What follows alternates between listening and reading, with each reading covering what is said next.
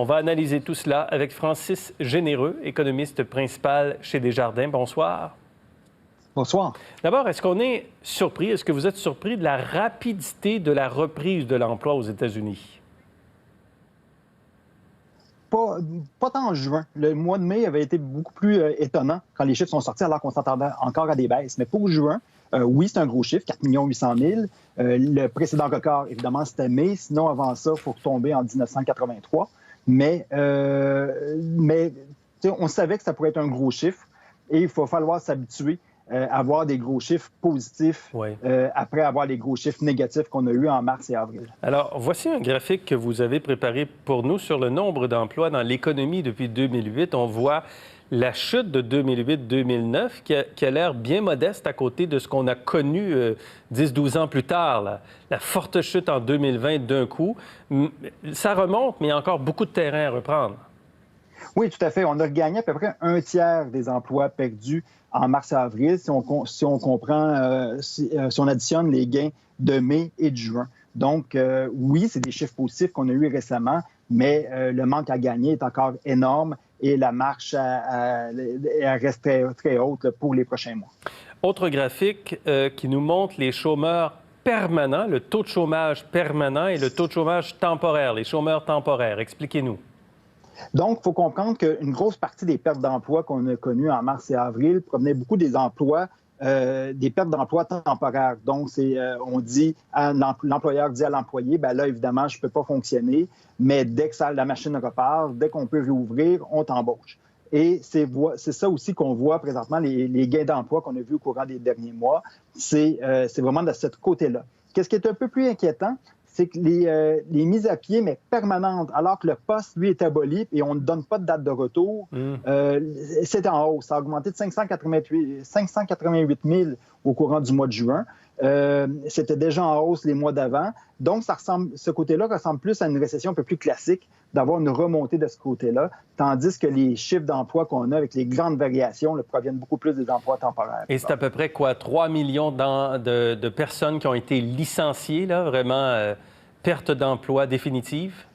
On est rendu à 2 883 000 là, au niveau en juin de gens qui ont, dans l'ensemble, perdu leur emploi au courant des derniers mois et qui n'ont pas de date de retour. Est-ce que les chiffres de l'emploi reflètent ce qui se passe réellement dans l'économie américaine? Oui, dans un certain sens. C'est on a vu des grosses baisses autant de l'emploi que de l'activité économique en général en mars-avril avec le gros déconfinement, avec l'arrêt, vraiment tout, quand tout a arrêté. Depuis, on voit des gros chiffres, mais positifs. On a vu des ventes au détail qui ont augmenté. Les ventes d'auto en mai ont augmenté de 40 les ventes au détail de vrai 13 donc, on voit encore des gros chiffres, souvent des records lorsqu'on regarde des variations mensuelles. Mais tous ces éléments-là, autant l'emploi que les autres statistiques, nous montrent surtout que, oui, ça remonte, mais qu'on est encore loin des niveaux qu'on avait avant la pandémie, les niveaux du mois de janvier ou de février. La remontée importante des cas de COVID-19, et c'est très, très clair. Est-ce que vous considérez que c'est inquiétant en ce moment de voir cela sur le plan économique?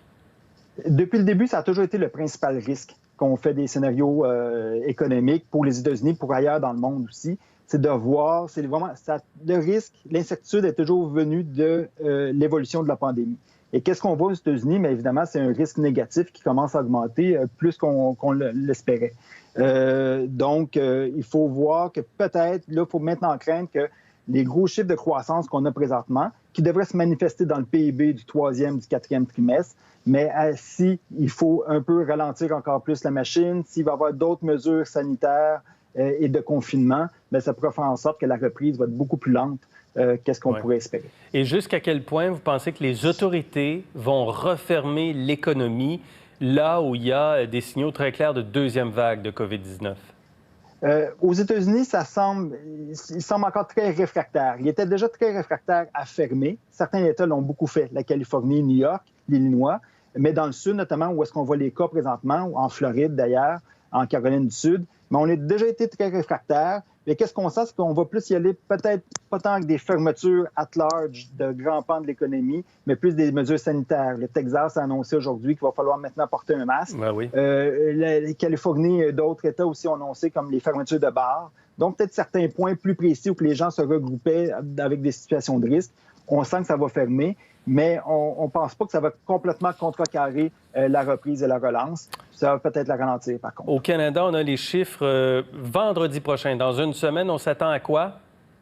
Pas mal la même chose, en toute proportion gardée, qu'aux États-Unis. Donc, on s'attend à une création de 750 000 emplois, quand même énorme pour les chiffres canadiens pour le mois de juin. Mais on avait déjà perdu à peu près 3 millions d'emplois en mars et avril, avec les gains d'à peu près 200-300 000 qu'on avait connus au mois d'avril. Ça fait, comme aux États-Unis, on va regagner à peu près le tiers des emplois perdus. D'accord, c'est ce qu'on va voir. Francis Généreux, merci. Merci beaucoup.